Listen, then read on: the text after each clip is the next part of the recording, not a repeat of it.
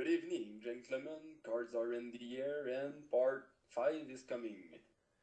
That's it. All right, off we All go. I Play. have nothing to add. Cards are no longer in the air. Was that you trying to do a French accent? No, just a recorded accent. That's what you understand. I know what it would sound like if I tried the French accent.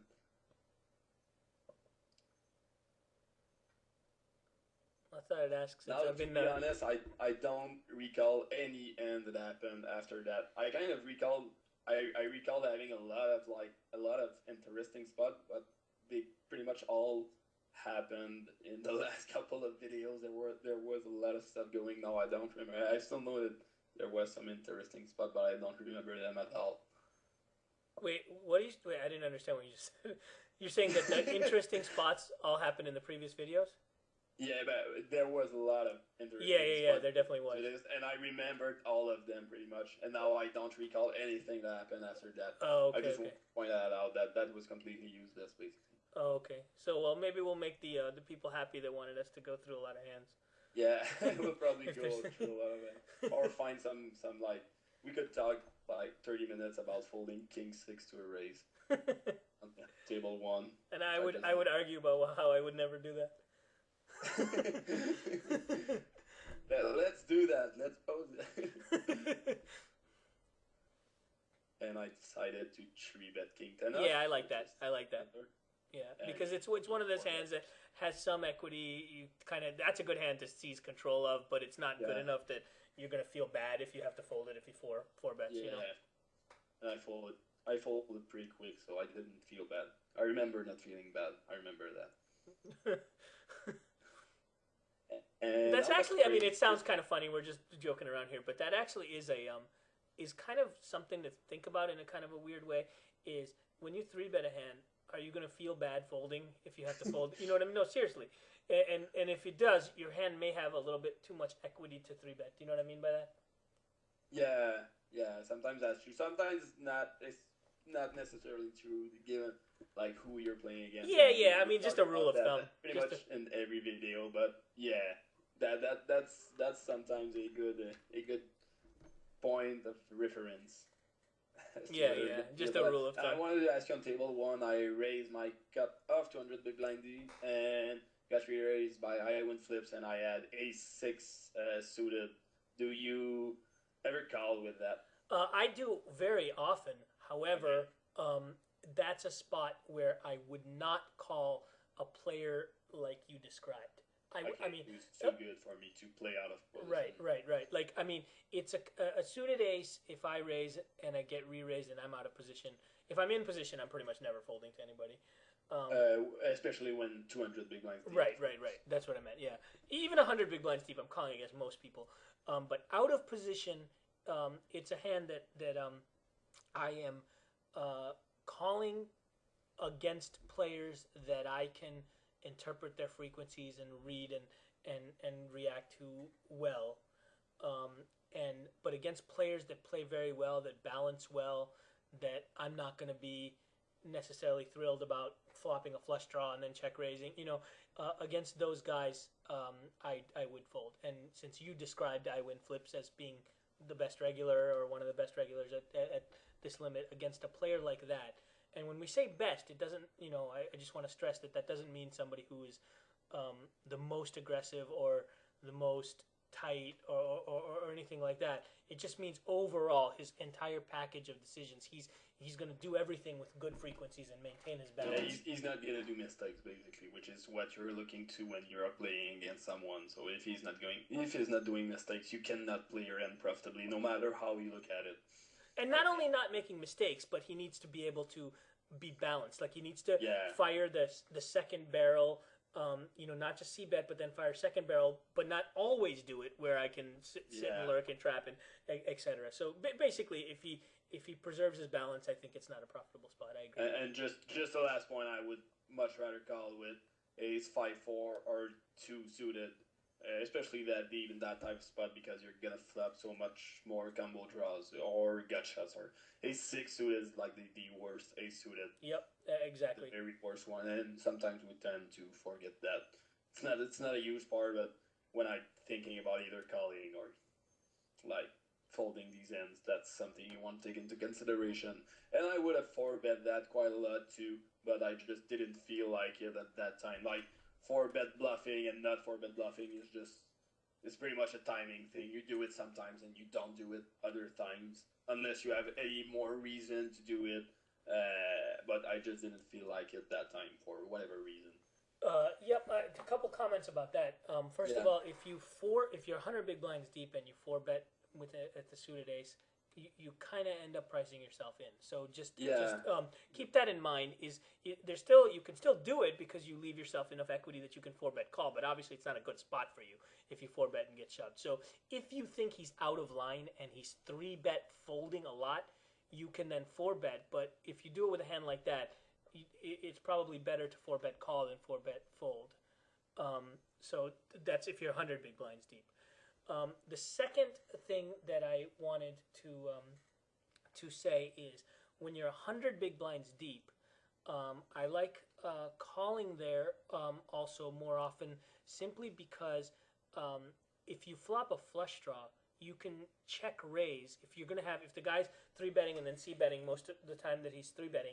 If you have any sort of fold equity, you can check raise when you flop a flush draw because you presumably are going to have 12 outs in that spot, which gives you plenty of equity if you do have to get it in. You only need a very small amount of fold equity to make the play a plus EV. But the problem if you're 200 big blinds deep is you're no longer in such a good spot to do that. So if I'm sitting 200 big blinds deep, if I'm sitting 100 big blinds deep, I'd rather have ace X suited.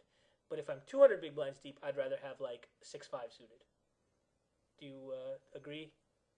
I don't know if I agree with it. I just don't know. I disagree. I just don't know because at the same time, the deeper you are, the more you want to make the nuts, basically.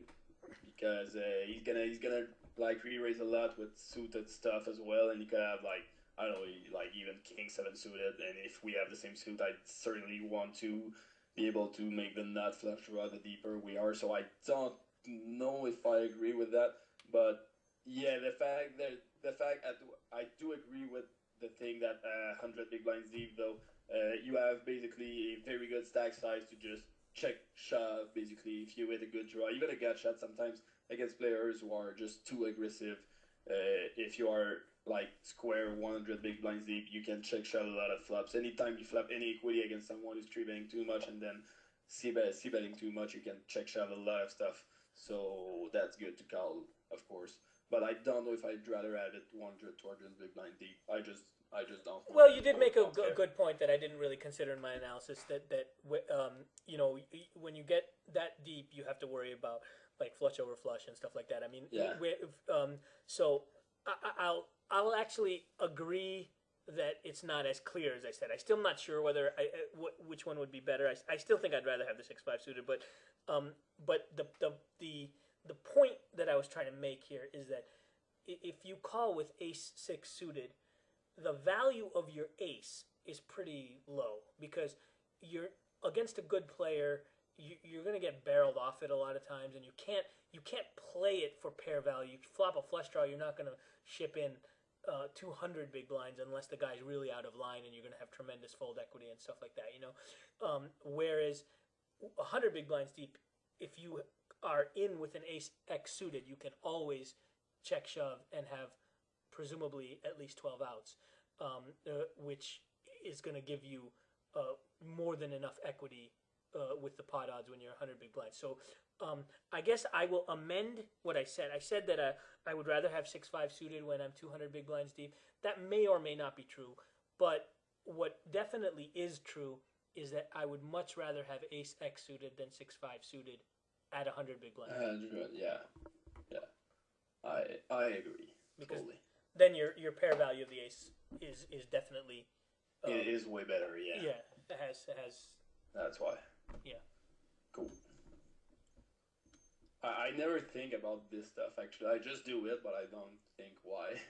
that's good to just stop sometimes and realize why you do it. And Yeah. sometimes you realize that you're doing mistakes when you stop and think about this stuff. You realize that sometimes you're doing stuff reverse than what you're supposed to do, and you don't know why you never thought about it. So it kind of just stopping and thinking about what could seem like very standard stuff is very often a pretty good idea. Just to make it like a refresh on your game or whatever.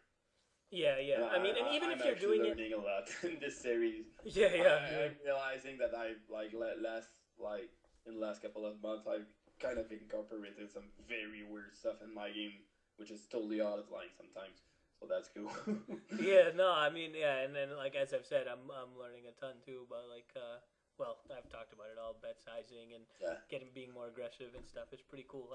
This has been really you know, fun because I mean, in one sense, you know, you're thinking, oh, we got to make 2 videos for every one that we, you know, put out on Blue Fire, but it's well worth it. You know, it's just, it's Yeah, it's yeah, you know, yeah. I totally agree. It's a lot more fun too. yeah, yeah. It's a lot. The time goes by making a video a lot faster, Yep. and it's And while you were talking, I saw that I was screwing up with options with my 5-6 suited. I was like clicking. Yeah, I saw that. I saw you were winding up a shove there. To be honest, I did not listen to what you said. I was like, "What the fuck?" Yeah, I was watching that too. And then you pulled back, and I was like, okay, there's still some sanity left. That's better. So yeah, what did you say? No, I think it's Okay, we're just that. Yeah, it's just more fun to yeah. make videos. Yeah, Jointly, it. yeah. Kind of losing my line of thought. Yeah, no, I can tell that nothing too interesting is happening so far because I can tell you a little while ago you had Queen Rag on all 4 boards, and I was just thinking, wow, that's pretty cool. That's impossible. I'm gonna wash my eyes with salt. So I guess hopefully we'll get some hands to keep us entertained here. Yeah. So people wanted to see hands. There we go. There are hands, guys. Yeah, that's right. That's right. We're not pausing anyway. Look, 6-4, ace-3. I flipped the nuts once again. Yeah. Even when I play only one hand. Would you rather call or raise? No, absolutely raise. Absolutely. And that's pretty interesting actually, because I do make like kind of a mix of both raising and calling that.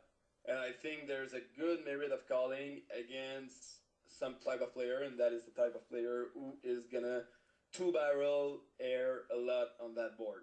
A lot of aggressive players here are gonna 2-barrel, but not 3-barrel total air on that board.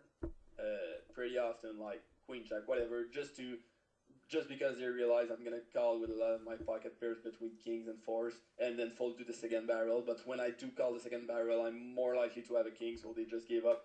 So I'm basically calling because I do have showdown value with my tree. I'm basically calling to like snap two streets of bluffs from ace queen, ace jack, ace 10, queen jack, jack 10, or whatever. So there are merits to calling against that type of player a lot, because the tree does play for showdown value, especially on that type of board, exactly. But I think the standard play is basically to raise here because you have a combo draw. And if you hit your combo draw, like either the hearts or the ace, you're not likely to get paid if he has like top pair king, whatever. And yeah, that's pretty much it. And you have just super decent equity that's gonna drop down very often on the turn if you just call.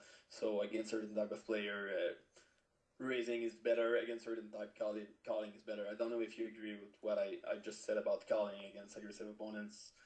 Yeah, this is a particularly unique spot, and I think this is worth maybe a bit of a lengthy discussion. So forgive me for those people who. You're not gonna say I'm so gun shy now about talking at length after the but first of all, I'm making a habit of this too. I want to make yet another video reference. I'm like plugging all my videos here, but in my protege hand analysis video, the first, I think it's part 1 of my protege hand analysis is from several months ago. I did a very detailed discussion about pair plus draw hands and why it's usually very good to play them very fast. So I think that anybody who's unclear on this or doesn't necessarily believe that, I would recommend that you go and watch that one particular hand where my protege flopped the pair plus draw and the detailed discussion that went there. Now, that being said, let me talk about this hand. I will say that I agree with you. This particular hand, that there's merits to calling simply because it's a good board for an opponent to 2-barrel. So you pick up 2 barrels of bluffs. And a lot of the things that would be in place that make playing a pair plus draw hand very fast are not quite in place here. I'm going to make up a hypothetical example and tell you why I think that it's almost always good to play these fast. Let's suppose that you had ace 9 of hearts, and let's say the flop was king 9-3 with 2 hearts. So that wouldn't make sense. King 9-4 with 2 hearts. Okay. Yep. I would argue that you would always okay, changing it one more time. The flop is king 9-4 with 2 hearts, and you have 10-9 of hearts. Okay, not ace 9 of hearts, 10-9. I would say you always want to play this fast, and the reason is this: your hand is always, no matter what your opponent has, you're going to have good equity. So obviously you have your fold equity when he's doesn't have anything or whatever. So you want to be able to pick up the pot because your hand doesn't have tremendous absolute value at that moment. It's just middle pair. So you want to pick it up against his nothing, as well as his hands that might be a little bit better. Maybe we need 2 barrels to do it, but maybe he's got ace 9 or something like that. With no flush draw, obviously with no flush draw. So you want to take it down then. But here's the key. One of the things you already hit on is that if you hit your hand, you are going to have a hard time getting paid off, because your hand becomes sort of transparent. But here's the other thing. In a situation like that, your hand is always has positive equity. Always has equity, but you don't always know how. I can't tell you the number of times I get it all in on a board like that. Again, just to reiterate, let's say it was the flop is king of hearts, 9 of diamonds, 4 of hearts, and I have 10-9 of hearts. I get it all in, the board bricks out, and I win against ace of hearts, x of hearts. You know what I mean? So, because I win with my pair against all of his nut type draws that he's trying to get in. Exactly. And that doesn't apply in this case because you actually have the nut flush draw. But if you just call, you let him get away from his draws, perhaps. Plus, if the draw actually hits and now you're overflushed, that sucks. Yep. Whereas you always can get it in a way that your hand you're never crushed. When you have a pair plus draw, that's the nice thing. You're never ever crushed. It's impossible. But there's so many different ways. Maybe you want the flush to hit, maybe you don't want it to hit. You don't know. And then there's one more thing, and this is a really important one. You give yourself the opportunity to get the money in with him crushed. So let's go back to that example. King of hearts, 9 of diamonds, 4 of hearts. You have 10-9 of hearts. You could conceivably get the money in against like 8-7 of hearts. Your opponent is completely drawing dead there. You know what I mean? You'd have to hit running. I totally agree. I didn't even think about all that, but yeah, I totally agree. Here, that doesn't apply that much because your flush is good, and he's never got. There are not many combo flush draw that he's getting in. The only ones are 5-6 of hearts, 5-7, and 6-7 of hearts. He does not ever have a overcard plus flush draw, which is most of the time of these combo draws that you're talking about, it's impossible for him to have an overcard plus flush draw. So that does not play as much. Plus the fact that I have the not flush draw. So I think here there are merits calling, but I totally agree with all you said. I didn't really put all that into words and thought about that. And sometimes I'm just calling because I feel like calling, but I think I do agree totally with all you said, basically. Cool. So yeah, so basically, if you flop a pair plus flush draw, you almost always want to play it fast. Now, I do want to, before we go on, I want to talk about one exception, and that is if you flop top pair of aces, or like a big card, like a top pair of kings, as a flush draw. Supposing this flop was um, ace. The, let's say that that three of diamonds. Let's say we change that to the ace of diamonds. Yeah. That's the only situation where I think calling is better, and the reason is, well, it can raising can still be good if you think you can get it in with, like, Jack 10 of hearts, or obviously, you know what I mean. That's Yep. but the reason it's good is because no matter what comes, your hand is still going to have showdown value as top pair. You're not going to get overcarded. There's no overpair, so you still have. You don't need much in the way of fold equity, because basically you don't have fold equity. And what I mean by not having fold equity is, um, by raising, you're never going to get your opponent to fold a better hand, and your hand is good enough to beat a lot of his worst hands. So you're never going to get him. On the other hand, let's say here you had like 3-5 of hearts, and if you raise this, you could definitely get him to fold, pocket sixes or something. Maybe not on the flop, but certainly later on in the hand. But if you have that top pair of aces, he's never going to fold an ace with a big kicker or aces up or anything like that. Do you agree? Yeah, I totally agree. I don't have anything to add. Basically, it's all true. All right. All right, cool. All right, should we go on? Yep, cool. So I think to be honest, that calling is a bit better here, especially like I said, if the guy is aggressive.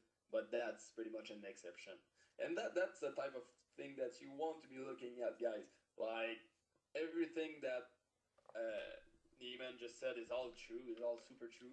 But there are exceptions. There are always exceptions, and there are certain precise type of boards that are gonna make you play it and differently. That like I'm never gonna play like no matter what I have, no matter what the action. I'm not gonna play the board Jack 8-5 the same way I'm gonna play the board Jack 8-2 because there are more combinations of straight draws on Jack 8-5, and that's something a lot of people tend to forget. They just go with their like like I always tell autopilot stuff, pre-learned stuff, and whatever, and they forget to check like exact ends that people could have and what to do with that, and etc. etc. Yeah, that's actually a really important point in the spectrum of this whole series too. I think that one of the things, um, this is waxing a little bit philosophical here, but one of the benefits that I'm just going to pause here because I want to know what happens here with the pocket nines without Yep. losing it. But um, of doing a collaborative series like this, you're never going to get formulas for how to play. You're never going to get a little note card that says, okay, if you raise with this hand and your opponent calls in this position, then you should bet or then you should check. We can't give you that. There's just too many variables in poker. If it was that easy, everybody would be a break-even player. Um, what we're trying to do is to teach you how to think about the game. And obviously, Martin and I are both very big winning players, very successful players, and good thinkers who approach the game very similarly in certain regards and very differently in other regards.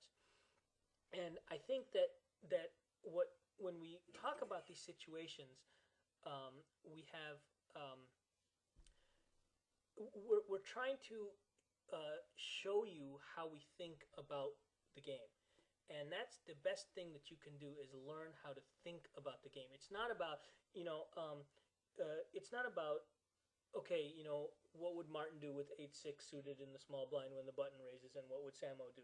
Oh, okay, well, I like Martin's game, so I'm gonna do what he does, or I like Samo's game, I'm gonna do what he does.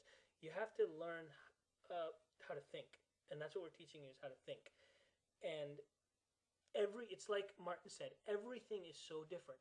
You could have a flop of Jack 8-2, and it's totally different from Jack 8-5, and that's different from move it up a notch. Queen 9-6 is totally different from Jack 8-5.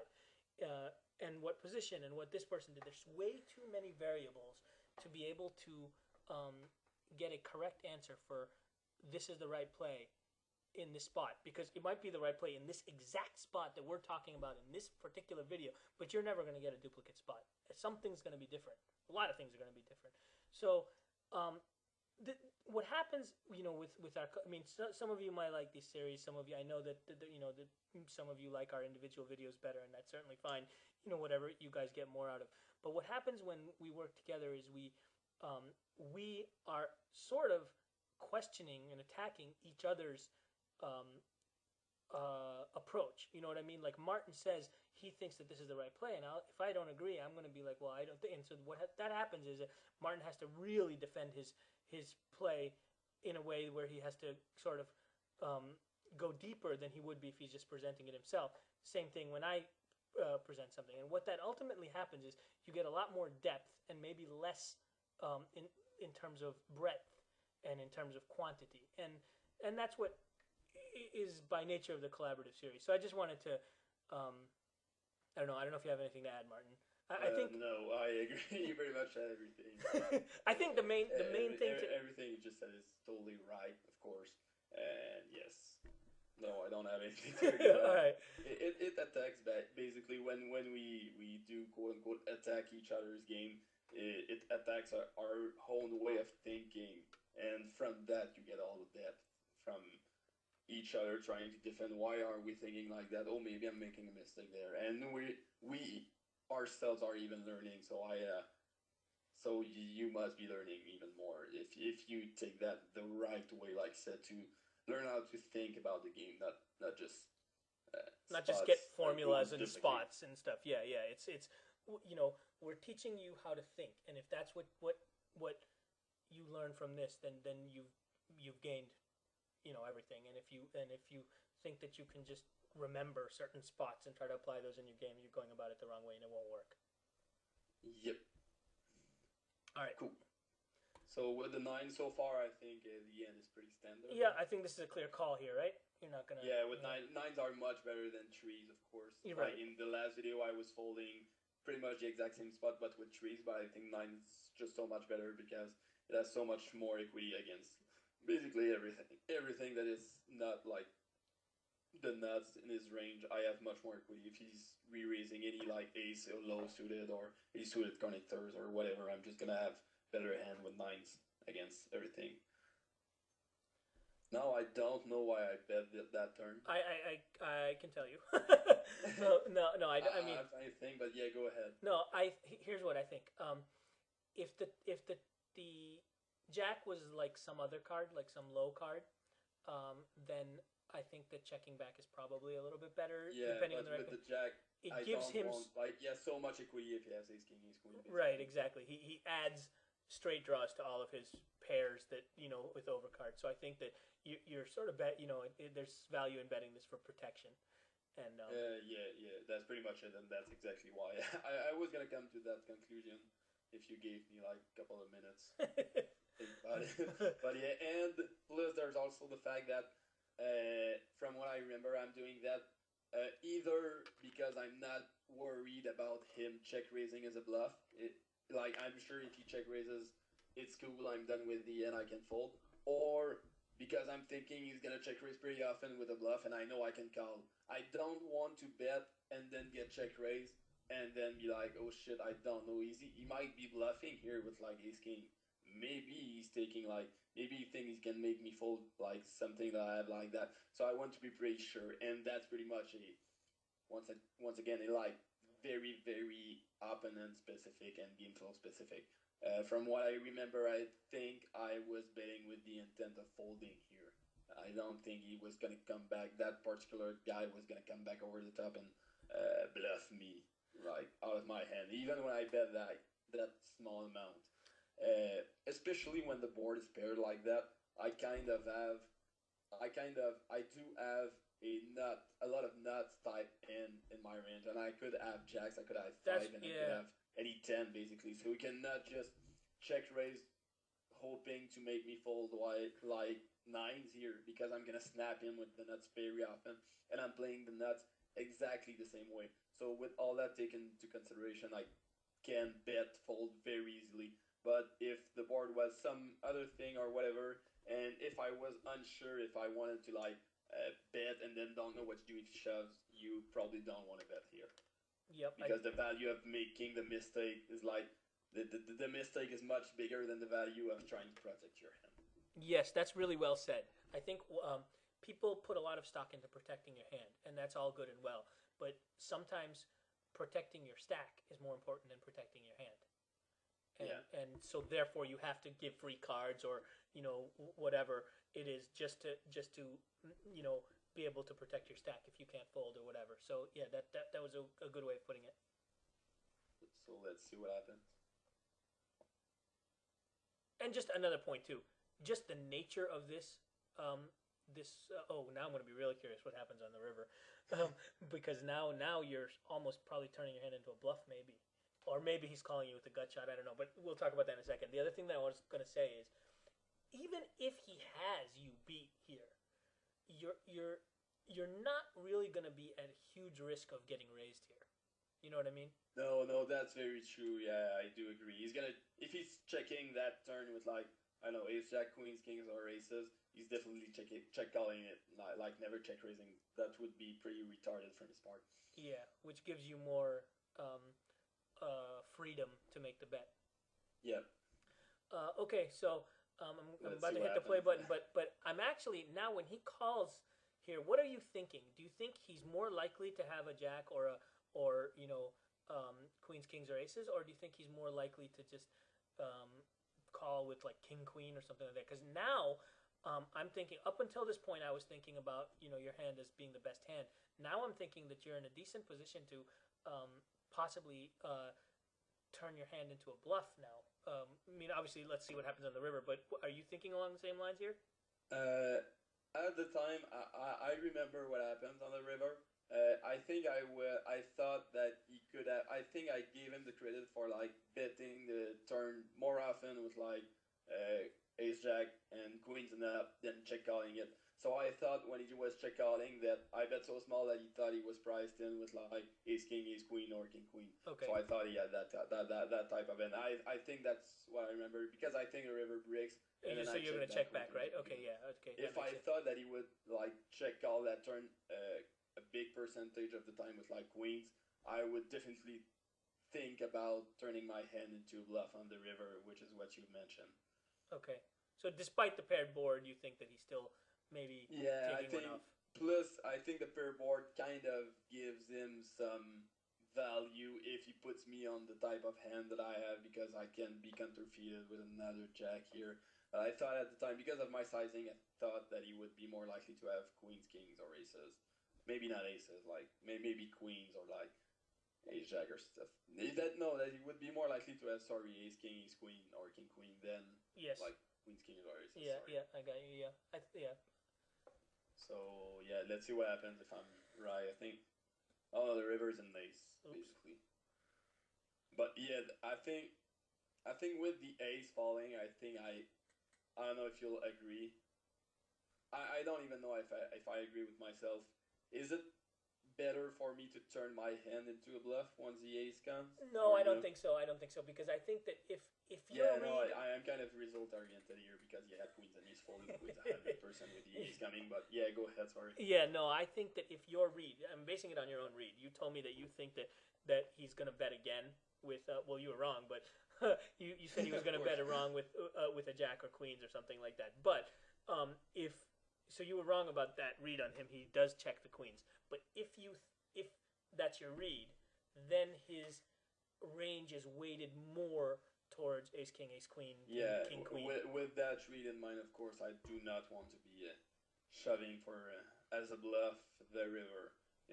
But yeah, like if my read is different, it becomes a shove to make him fold basically ace jack or queens or king. One thing to keep in mind is once he calls you on the turn, the river makes it such that you are beating a total of 0 hands unless he had like pocket. Yeah. So basically, you have to think about that in that you're never, when you check back on the river, you're giving up the hand. So you have to just decide if a bluff is positive equity or not. You don't have to. Usually, when you're deciding between two plays, it's not enough to evaluate one play as positive equity. You have to see, maybe there's another play that's even more positive equity. But in this case, it's cut and dry. If you check back, you're giving up the hand. So you have to determine, all you have to determine is if the bluff is plus EV or not. And if it is, you have to make it because there's no other way to win the hand. Yeah, I totally agree. And I think it would be a good case of poker stuff. I think that's a clear cut hand that poker stuff could help us if we know what he's calling with and what he's folding on the river. And I don't know if it would have been profitable on the spot. I thought that it wouldn't be because of my read, basically. Like I said, I still don't know if it's profitable. Yeah, I don't know. I just it's... don't know. Like with my image, I tend to give up more often than other people. If you're a nit, if you have a nit image there, just shove that river against someone who's capable of making big folds because he has to fold like ace king here. If he does not ever give you credit for like turning nines into a bluff, the way the board came up, he has to give you credit for like a 10 or a full house, the way you played it. So he pretty much even has to fold like ace king or whatever because he does not think you're gonna bluff shove the river with like medium pocket pair that you would have played that way until the river. So, but with my image, I don't think anyone's ever folding like a6 or whatever. He might even hero call with like queens or king for some weird reason. So I thought at the time that my play was not plus EV. But if you have a tight image and you think you're gonna get a lot of respect out a shove here, that is definitely a shove, I think, because you would play all your nuts and that exact same one till the river, the way the board did look. Yeah, and one thing to keep in mind too is that of course you have to try to determine how deeply this guy's thinking and what variables he's considering. But after calling his re-raise, you called a bet on a 10-10-5 rainbow board. I did not mention that, but that's what I had in mind. You're not doing that with air, basically. Exactly. So therefore you have something, and if you have something, that lends credibility to your final bluff. So that's an argument towards betting. But again, I think it's close, but I think I think your play of giving up is probably better, I think. I still don't know. I'd be curious to poker stuff, like everything, but then again, some people are not gonna call with like ace king on the turn, and some are. So yeah, I mean, I'm basing it based on your own read, but yeah. Poker stuff, is that like the Canadian version of poker stove? What? Sorry, I had to get that in there. No, it's kind of like betting your hair. Okay, yeah. All my hair. Poker. What do I say? Poker stuff?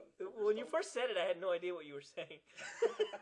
I was just like, okay, and then the second time. What's wrong with the what? Say it. No, it's fine. It's like what's the right way to say poker right stove. Way? Stove. Okay, I'm telling poker stuff. Yeah, exactly. Okay, yeah. So like when you first said it, I thought you said poker stuff. Like I was like, yeah, like what kind of stuff? That's a very good poker stuff. What?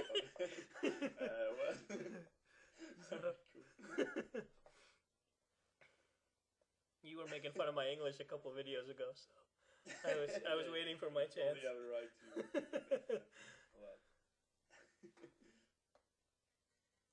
I think I did make fun of your age a couple of times. I'm not sure though. Yeah. It came once or twice as a subject of making fun of you. Yeah, well, I still remember what you titled this whole series. Yeah. Yeah, that's of course. For those of you watching this, I objected to that. I was trying to get him to come up with another name. You didn't find anything better. Hold on you. The intro. And I just classic. opened Queen 5 suited on the cutoff with I win flips on the button, and I really do not like that because it's just too aggressive for me to play that profitably, I think. But I probably just wanted to have some interesting hands to talk about. And nothing happened, so I failed. But with a good aggressive player on the button, that was my point basically. You do want to just you want to, if you are opening a very wide range of hands, if the guy is good and has position on you, you have to cut down on the end that you're gonna open. You cannot just go ahead and like, oh, I'm gonna play back him a lot and I'm gonna four bet him more and stuff like that. People tend to fall into this trap quite a lot.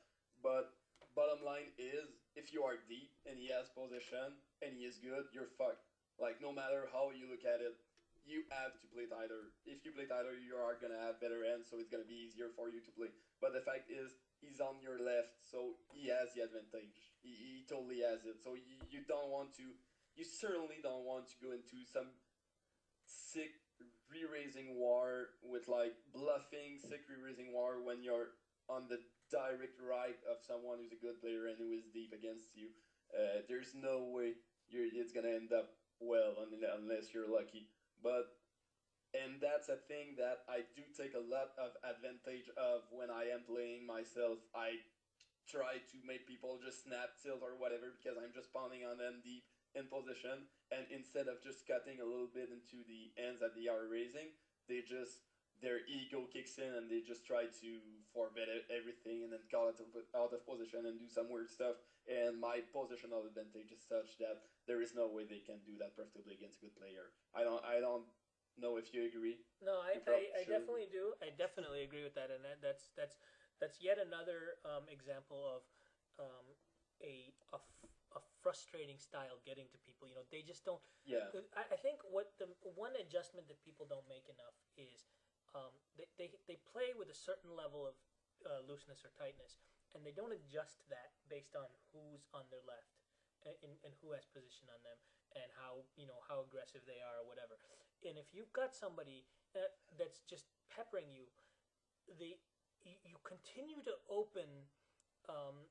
This is. I mean, I speak from experience because I used to make this mistake myself because it was my ego got in the way, and I said, I'm Samo. Who are they to stop me from opening my 6-3 suiteds and all that? You know what I mean?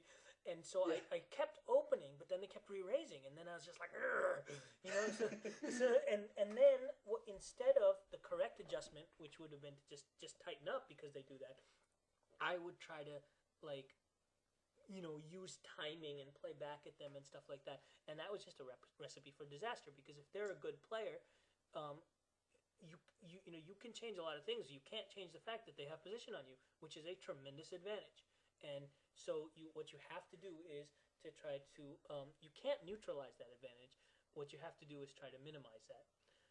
So And if you just start playing tight, I mean, there's no way they can pound that much on you. If you just open like relatively good ends, there's no way they can just keep three betting you every time you open because you're gonna be four betting for value way too often.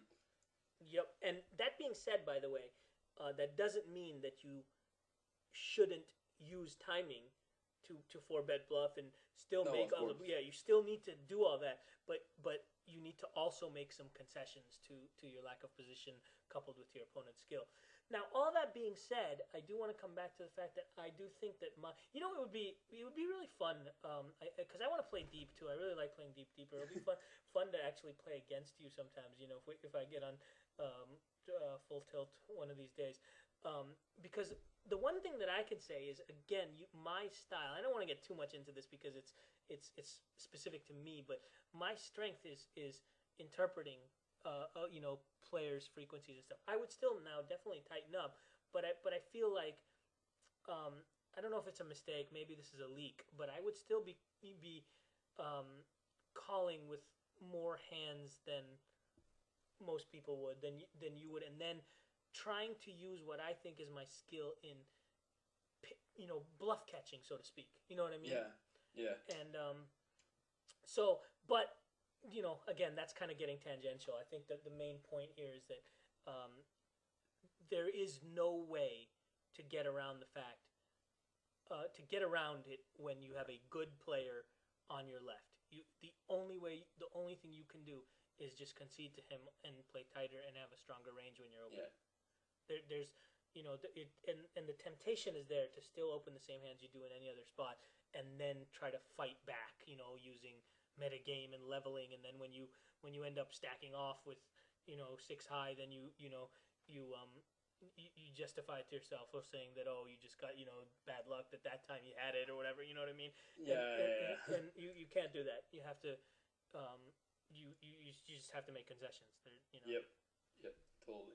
Unless you're already a fucking nit, then like keep opening, like don't stop opening tens for the love of God. That's all I wanted to add. Yeah, yeah. Yeah, the day I open full tens is the day I'll give up poker. I'll quit, totally. Or is the day I will be on the bubble of a tournament and I will want to fucking make the money one time in my life. But that's another subject, not relevant to this video. I guess we've gone a while now. I forgot when we started. Do you remember? Unfortunately, I don't this thing have it. doesn't have Oh, I just found we're at 37 minutes, 18, 19, 20 Alright. seconds. So we'll go for 10 more minutes or so. We still have some Where did you see that? time.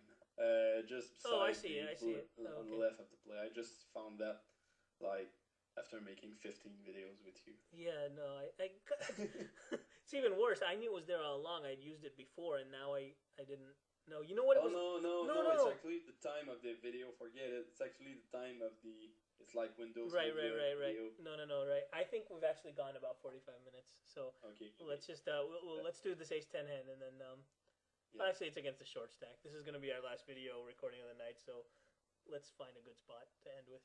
Yep. It starts well. I flip the nuts again.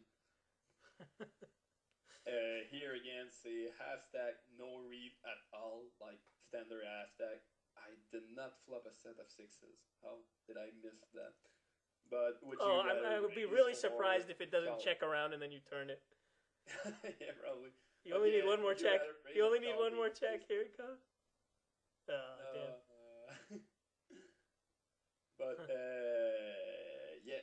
Would you rather raise or call the ace 10 against a half stack? I would definitely raise it because I would definitely, without question, because there's just you're not going to be able to. So many cards are going to either lose your hand or your market. Yep. So you don't want a queen to come and have him bet again, or you know what I mean? Like it's a half stack. Your hand is definitely good enough to play for 50 big blinds. I don't think it's even close. I would definitely. Yeah, raise he's not folding any 10 or whatever. Yeah. Yeah. I don't even know why I asked this question. I wanted to look interesting, but of course your way didn't get it in. So yeah, that's pretty much it. All right, so let's end with this ace queen hand. Hopefully something will happen. Yeah. Unless there's no flop, then we'll do one more. Next flop. Next time I flop the nuts. Tens. Shouldn't be long. Either the ace queen or the tens. All right, no, the tens. The tens are something going to happen here. Yeah. Here squeezing would be like the worst mistake of my life, I think. If some of you guys thought about squeezing that spot, I would kill you. Do we need to explain that? I think it's fairly self-evident. Yeah, I think some people are going to squeeze that type of spot. Yeah, that's terrible. Terrible. That's totally terrible for a couple of reasons.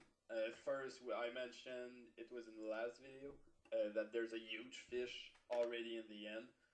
Actually, the fish, that fish is so bad that it could be good sometimes to squeeze because he might not even fold, like, I don't know, king 3 suited. Like, he looks like he's that bad of a fish. I don't know exactly. When you have someone who's just not folding any 2 anytime, just re-raise here for pure value with his 50 big blinds. But if he has some kind of half brain, you certainly want to keep him in the end, and you don't want like isolate yourself against the guy who raised from under the gun 200 big blinds deep with your tens.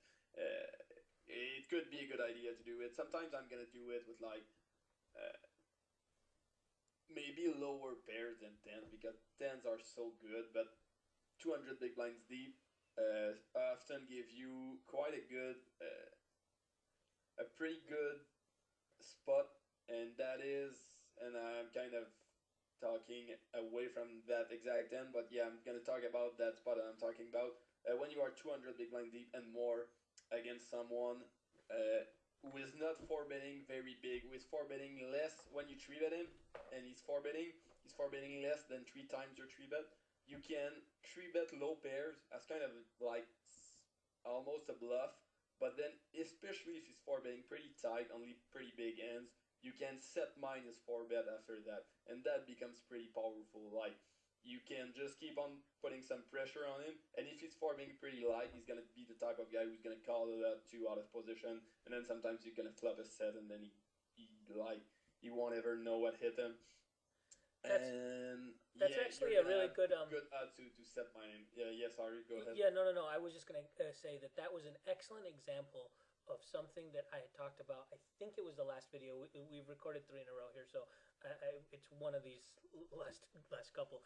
And that was, remember I discussed how when somebody, you were talking about the merits of making small bets, and you can really manipulate people and exploit them and really do stuff. And I think it was sometime you had made like a 1/3 pot bet, and I had agreed with you, but then added the caveat that if you're on the receiving end of those small bets, you need to adjust your game to account for the fact that the bet is small.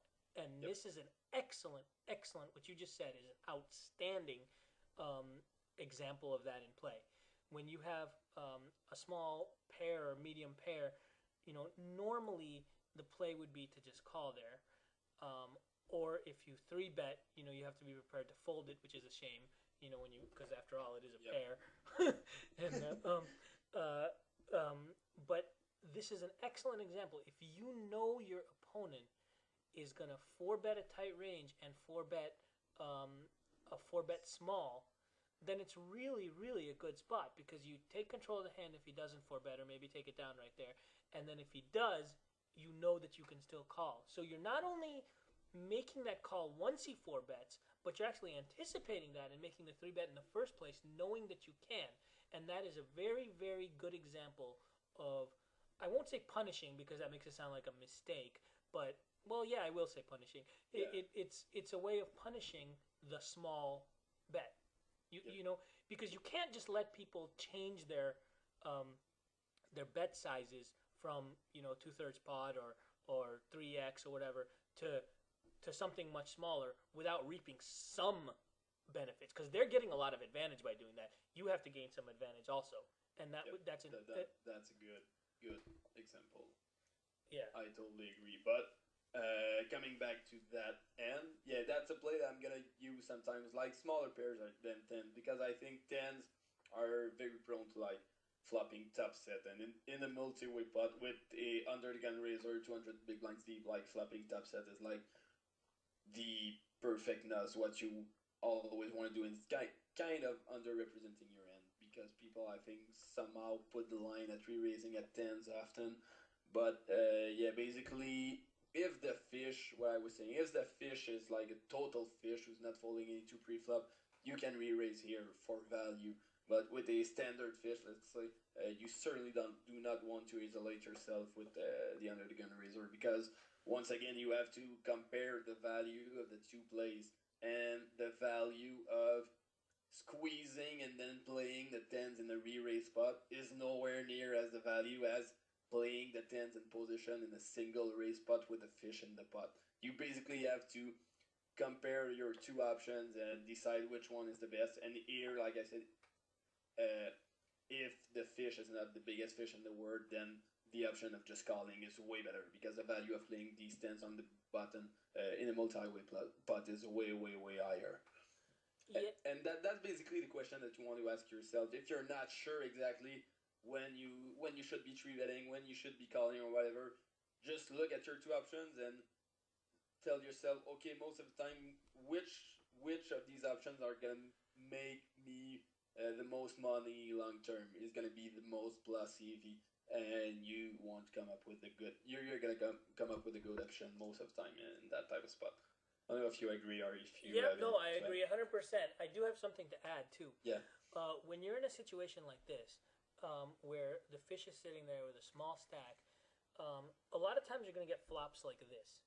And that actually works to your benefit in a way, because the under-the-gun raiser can't as easily c-bet and barrel you off with ace-king or ace-jack or whatever here. You just can't do it because of the presence of the fish. So what happens is, the presence of the fish forces the under-the-gun player to play his hand a little bit more straightforwardly, and now you are on the button, and the advantage of your position of acting last goes way up because he has to play straightforwardly. You now have a very clear definition of what's going on by the time the action is on you. And a lot of times, you're with a hand like tens. Notice this is very different from like a hand like fives.